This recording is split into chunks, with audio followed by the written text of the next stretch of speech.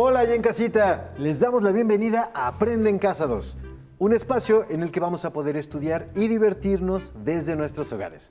Hoy nos acompaña el profesor Pedro Fabián Benítez. Profesor, bienvenido. Muchas gracias, Juan Carlos. Vamos a tener el gusto de estar con ustedes en esta clase de geografía de cuarto grado. ¿Están listos? Pues, comenzamos. En esta ocasión vamos a hacer un repaso de lo que vimos en clases anteriores y nos vamos a dar cuenta de lo mucho que hemos aprendido. ¿Están listos? Listísimos. Pero antes, maestro, ¿qué le parece si vamos a escuchar a Jolisto, que nos tiene un consejo? ¡Hola! ¡Qué gusto saludarlos! No olviden que hay que continuar con las medidas de higiene para evitar contagios. Una de ellas es utilizar el cubrebocas cuando haya mucha gente alrededor y también mantener la sana distancia. Vamos a ver cómo hay que lavarse las manos. Lavarse las manitas con agua y con jabón.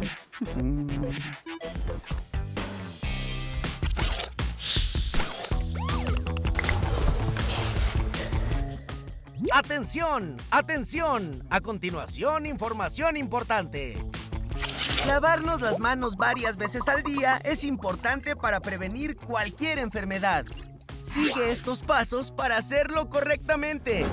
Moja tus manos. Usa suficiente jabón. Frota tus palmas una con la otra. Ahora, frota la palma de una de tus manos contra el dorso de la otra, entrelazando los dedos. Repite lo mismo con la otra mano. Frota los dedos. Ahora haz como que rasguñas la palma de tus manos para lavar tus uñas. Enjuaga tus manos con agua. Sécalas con una toalla y ¡listo! Tus manos están limpias. Si no tienes agua y jabón, usa desinfectantes a base de alcohol. ¡Cuídate! Demos inicio a nuestra clase. Vamos a intentar hacer un resumen de lo que aprendimos en las semanas anteriores. ¿Qué les parece si comenzamos? Pues comencemos, maestro. Me parece perfecto. Vamos a empezar hablando de la población de México y de sus características.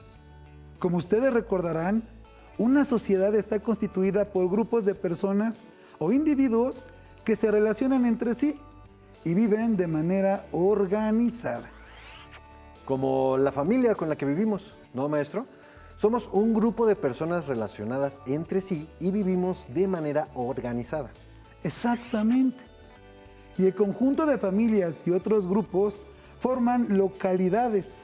Las localidades forman municipios y los municipios forman estados.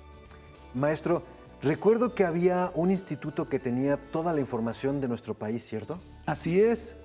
Existe un instituto que se encarga de recopilar y difundir información de México sobre temas como el territorio, los recursos, la población, etc. Esta información es muy importante no solo para conocer las características de nuestro país, sino para tomar las decisiones políticas y administrativas que nos benefician a la mayoría. Claro. Si mal no recuerdo, este instituto realiza censos de población y vivienda cada 10 años, con la finalidad de analizar y actualizar datos sobre la población de nuestro país, con el objetivo de contar a las personas que viven en el país y conocer sus principales características. Además, un censo nos puede indicar cómo se distribuyen las personas a lo largo y ancho del territorio.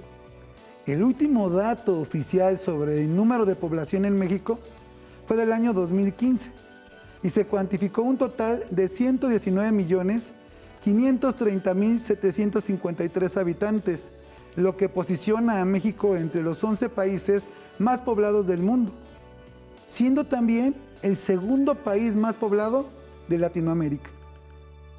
El censo nos permite conocer las características de la población como su edad, sexo, ocupación y características de su vivienda. Y hay un dato muy importante que nos proporciona: la población total o absoluta. Ahora recuerdo que esto se refiere a todas las personas que viven en un territorio determinado. En este caso, nuestro país. Las personas que migran y deciden quedarse a vivir de forma permanente en un país también son parte de la población total. Este dato está por actualizarse próximamente. Recuerden que el año pasado se llevó a cabo el Censo de Población y Vivienda 2020, mediante el cual nos contaron a todas y todos los mexicanos. Este censo nos dará información a nivel nacional, estatal, municipal y por localidad. Así que estemos al pendiente, Juan Carlos. ¿Recuerdas cuáles son los estados con mayor población absoluta? Claro que sí, profesor.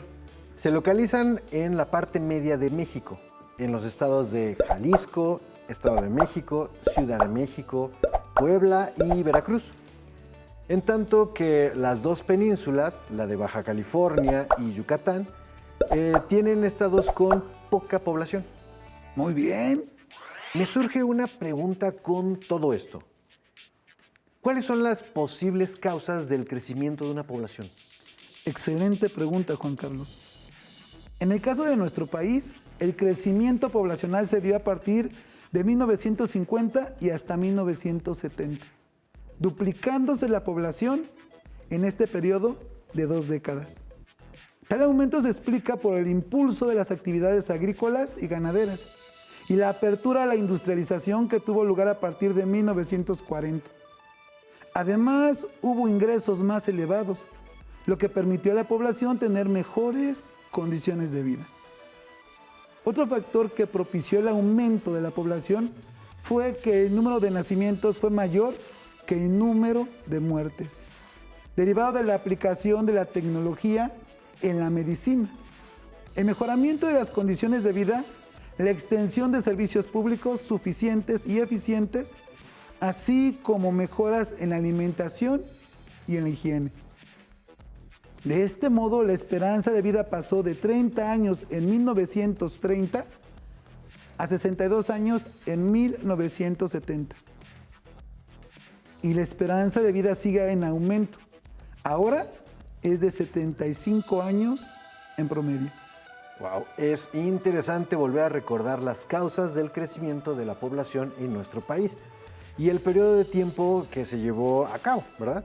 Y bueno, seguramente en unos años la esperanza de vida va a seguir aumentando. Maestro, pero el crecimiento de la población no se da de la misma manera en todos lados, ¿cierto? El crecimiento de la población se manifiesta principalmente en zonas urbanas, ya que son zonas atractivas para la población por diferentes causas. La población se distribuye de manera irregular porque la gente busca establecerse en lugares donde no falte el agua o donde exista un clima más agradable. También busca lugares planos, poco montañosos, porque es más fácil trasladarse y estar cerca de los centros de comercio, tal como sucede en las ciudades. Ah, ok. No, pues sí, suena muy lógico, maestro. Claro. ¿Qué te parece si ahora hablamos sobre la composición poblacional, tanto en el país en su conjunto como por entidad federativa? Genial. Yo recuerdo que en clases pasadas hablamos sobre la composición por grupos de edad y sexo. También recuerdo que la composición se representa a través de pirámides de población o pirámides de edad, nombradas así por la similitud de la figura geométrica. Así es. Estas pirámides son gráficas que nos ayudan a entender mejor la estructura de la población. En ellas se representa información sobre el número de habitantes en un territorio de forma ordenada y clasificada. Por ejemplo, podemos conocer la cantidad de mujeres y hombres por rango de edad, es decir, niños y niñas, jóvenes adultos y adultos mayores. Y es por eso esto que se les llama pirámides de edad o de población. Ah, claro. Ahora recuerdo que la pirámide de población es el resultado de la combinación de dos datos.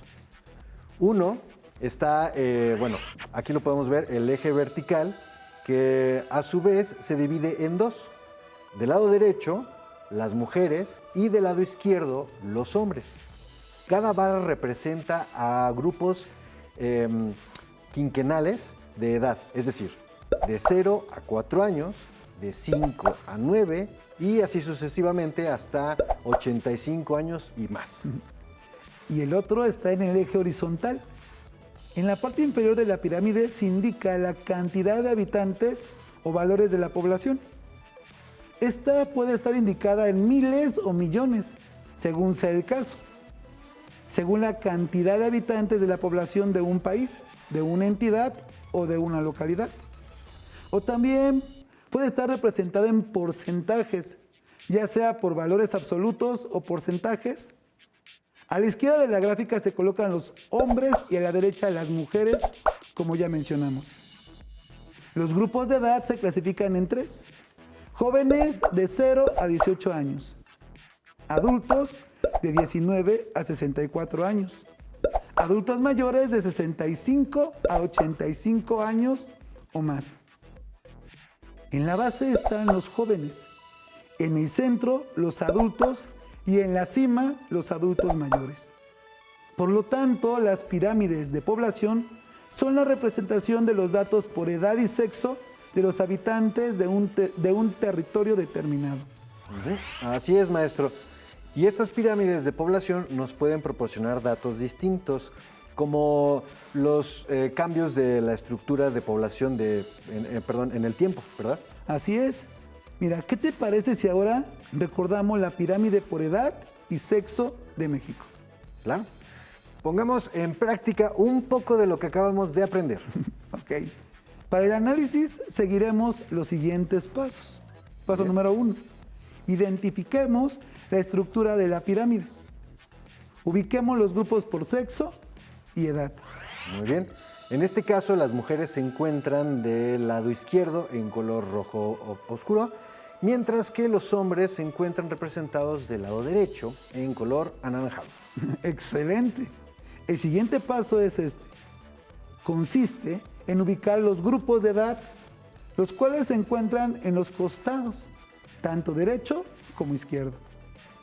Recordemos que se organizan en intervalos de 5 años, que inician de 0 a 4 años, de 5 a 9 años y así sucesivamente hasta considerar a los adultos mayores.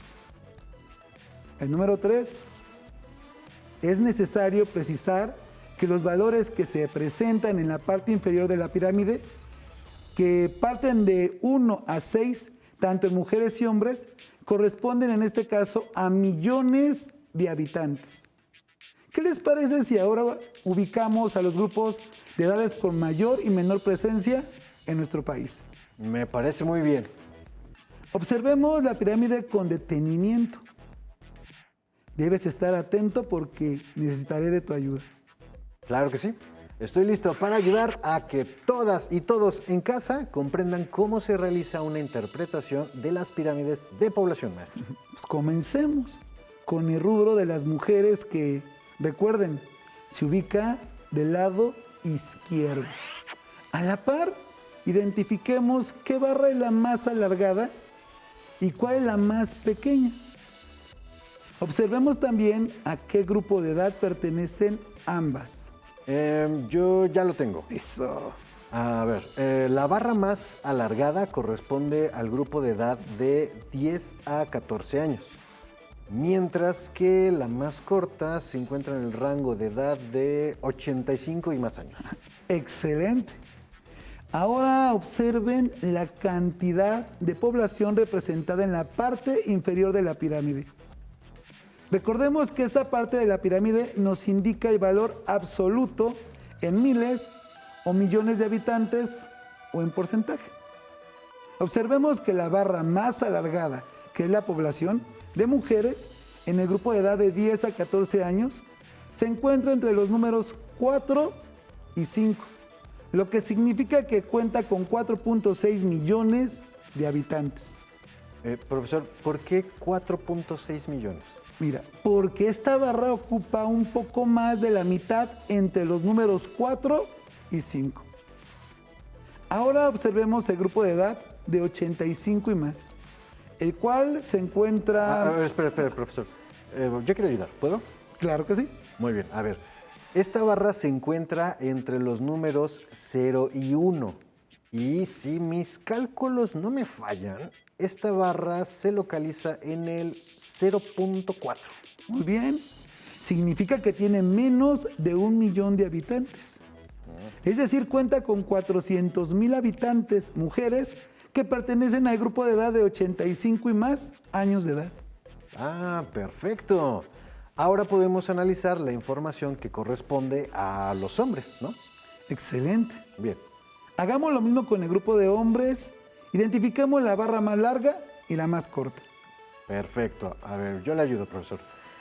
La barra más larga pertenece al grupo de 10 a 14 años. Y la barra más corta se ubica en el grupo de 85 y más. Buen trabajo.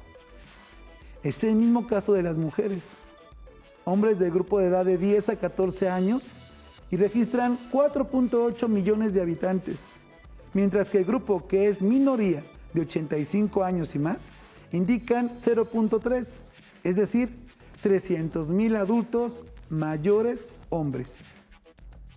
Con respecto a la distribución y concentración de la población en nuestro territorio nacional, analizamos algunas causas que nos los explican. Pues vamos a repasarlas y en primer lugar tenemos 1. Factores físicos. Implica clima templado, relieve plano, suelos fértiles, disponibilidad de agua. Claro, maestro. Estos factores resultan favorables para la agricultura, la construcción de viviendas, hospitales, parques, escuelas, industrias, hoteles, edificios públicos, carreteras y más, Muy ¿no? bien, exactamente. También están los factores económicos. Y estos son zonas de gran actividad industrial, comercial y de servicios. Lugares que disponen de vías de comunicación y transporte importantes. Muy bien. Y lo anterior propicia sitios con mayores oportunidades laborales, ¿verdad? Es decir, mayores posibilidades de conseguir un empleo. Muy bien. En tercer lugar, podemos mencionar a los factores históricos, que son procesos de ocupación del territorio. Y por último, los factores políticos, políticas de población que se refieren a medidas gubernamentales para poblar el país, como incentivar la migración o el número de nacimientos. Conflictos bélicos como guerras o revoluciones que inciden en la dispersión y concentración de la población. Estos factores en conjunto influyen en la distribución desigual de la población en el espacio geográfico. Es decir, que las personas se mudan y deciden vivir en uno u otro lugar, y esto sucede por distintas razones. Para estar cerca de sus familiares, para residir en lugares donde el clima y los paisajes pues, les agraden, o para mejorar su nivel de vida, o por razones incluso de seguridad, como el caso de una guerra o una revolución. Lo resumiste muy bien, Juan Carlos. Al hablar de la concentración de la población, nos referimos al proceso de aumento de la población en determinados espacios, ya sea por entidad federativa, municipio o localidad. Este fenómeno es muy notorio en las ciudades, en donde se da una mayor concentración de población. En cambio, en zonas rurales se da el proceso contrario, la dispersión. A la concentración o dispersión de población se le conoce como densidad poblacional. ¿Recuerdas su definición, Juan Carlos? Claro que sí. Bueno, la densidad de población describe el número de personas que ocupa un área en relación con el tamaño de esa área. Para obtener este dato es necesario conocer el total de la población de un país, entidad federativa o municipio y dividirlo entre la extensión territorial del área en cuestión. Se expresa en kilómetros cuadrados y con ella es posible conocer cuántas personas viven en un kilómetro cuadrado o qué tan cerca viven unos de otros en determinado territorio. Y en pocas palabras, es un dato que sirve para conocer cuántas personas hay en un espacio delimitado y si la población está concentrada o dispersa. Hay que recordar que la extensión del territorio y el número de habitantes determinan la densidad de población. Es decir, cuanto más amplio sea el territorio, quizá la concentración disminuya, o si es pequeño la concentración, será más evidente. Maestro, recuerdo que las zonas con grandes concentraciones poblacionales presentan algunos problemas, ¿cierto? Así es. Entre estos problemas podemos encontrar 1. Contaminación ambiental. 2. Falta de vivienda. 3. Insuficientes medios de transporte. 4. Escasez de agua. 5. Tráfico vehicular. 6. Desempleo. Ahora hablaremos sobre las características sociales que posee la población mexicana. Este tema es de suma importancia para conocer y comprender la riqueza de nuestro propio país, pero también para entender lo que necesitamos mejorar. ¿Y cuáles son esas características, profesor? A grandes rasgos, estas son. La población mexicana se compone en su mayoría de mestizos, representando el 70% del total del país. El 22% es población indígena, con 25.7 millones de habitantes, con más de 60 pueblos que tienen su propia lengua materna. Esto convierte a México como una de las naciones con mayor diversidad lingüística del planeta. El analfabetismo, que refiere a las personas que no saben leer y escribir, nos indican los datos del instituto que realiza los censos que 4 de cada 100 hombres y 6 de cada 100 mujeres de 15 años y más, lamentablemente no saben leer ni escribir. Y 3, el nivel de educación o escolaridad. En el país, de acuerdo al instituto que realiza los censos en México, los habitantes de 15 años y más tienen 9.2 grados de escolaridad en promedio, lo que significa un poco más de la secundaria concluida. 4. La esperanza de vida, que refiere al número de años que en promedio se espera que viva una persona después de nacer, y que es de 75.2 años. 5. La pobreza, que se representa principalmente en los estados del Pacífico Sur como Guerrero, Oaxaca y Chiapas, estados donde la población no logra satisfacer las necesidades básicas por falta de recursos como la alimentación, la vivienda, la educación, la asistencia sanitaria y también el agua potable o la electricidad. 6. La mortalidad. Según los datos más recientes, la mayor parte de las muertes son casi el 90%, o 9 décimos en términos fraccionarios. Son provocadas por enfermedades y problemas relacionadas con la salud. El resto se debe a causas externas como accidentes y hechos violentos. 7. La densidad promedio, que es de 61 habitantes por kilómetro cuadrado, lo cual significa una densidad media. 8. La población de nuestro país vive en su mayoría en localidades urbanas. Dicho de otra manera, de cada 10 habitantes en México, 8 viven en localidades urbanas y solo 2 en localidades rurales. ¡Wow! Con toda la información que hemos repasado en esta clase, maestro, nos queda más claro cómo es el país en el que vivimos y las personas que lo habitamos. Así es. Espero que esta información les haya sido útil también a ustedes, niñas y niños que nos ven desde casa. No olviden comentarlo con su maestra o maestro de grupo. Me despido y recuerden, para seguir aprendiendo en casa, seguimos en contacto. Con eso hemos finalizado una clase más de geografía de 4º grado. Muchísimas gracias, maestro Pedro. A ti, Juan Carlos. Hemos terminado con la población de México. Espero que lo hayan disfrutado tanto como nosotros. Hasta la próxima.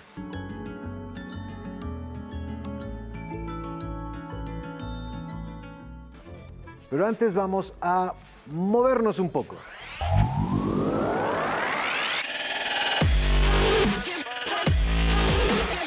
Recuerda, entre clase y clase, activa tu cuerpo. Vamos a trabajar un ejercicio de coordinación que se llama caperuza. Vamos a levantar nuestra pierna derecha y la mano derecha igual, y al mismo tiempo vamos a elevar talón del pie contrario.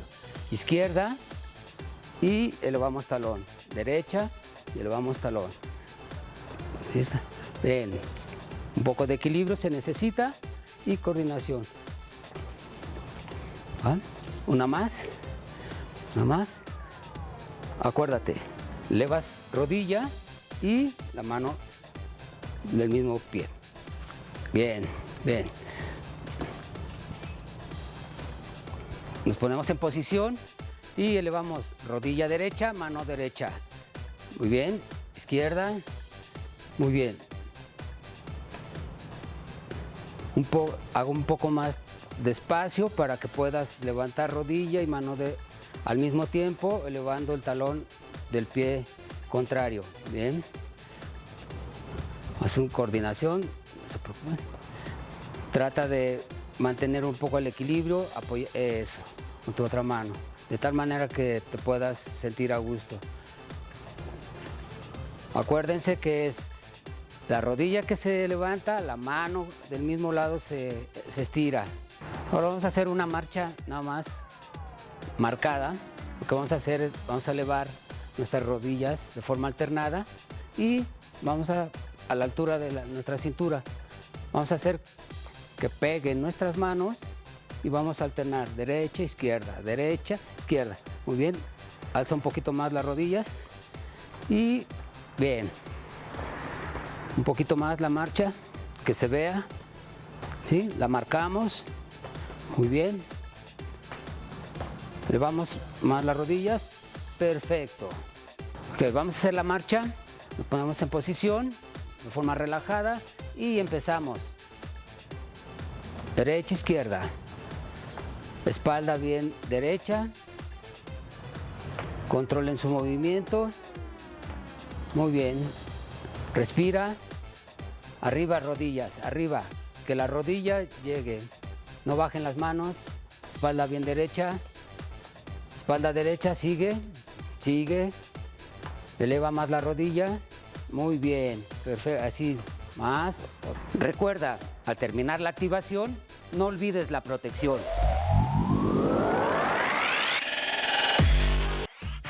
Si necesitas ayuda para responder tus dudas, contáctanos.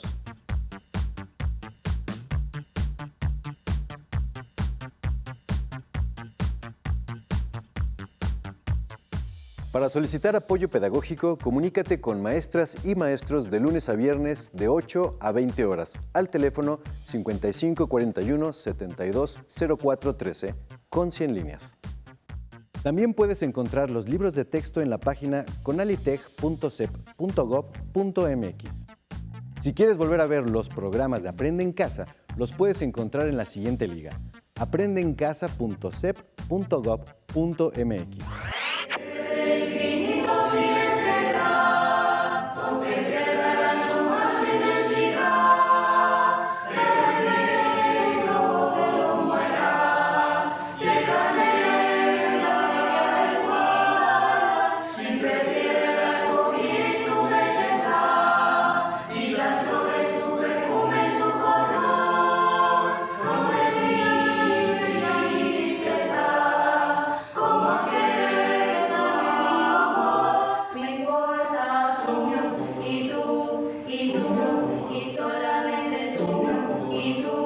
Y tú, no importa.